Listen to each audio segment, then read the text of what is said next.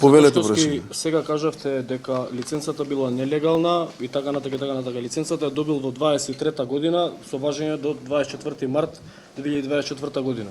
Цела година дискотекава работела без лиценца. Полицијата веројатно знаела, полицијата веројатно не преземала дејство и не ја затворила. Втора работа, не ми одговорите на прашањето дали оваа фирма има сертификат за употреба и за ракување со пиротехнички материјали, кој што го издава МВР по комисија. Значи треба да полага тој за да го има тој. И трета работа, како оваа дискотека работи после 1 часот, со оглед на тоа што треба да добие согласност од градоначалникот да работи после 1 часот и зашто му е дозволено да се дискотеката да се реновира цело лето, а сега гледаме дека градоначалникот овдека е апстрахиран од било каква одговорност.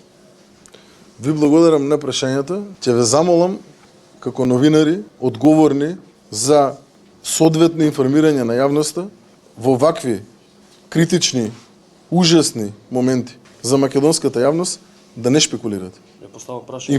Прашањето кое што го поставивте во однос на лиценца издадена 2023 година е обид за манипулација.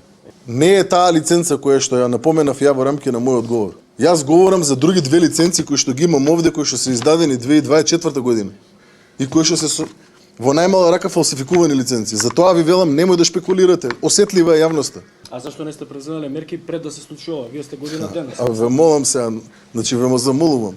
Ве замолувам се.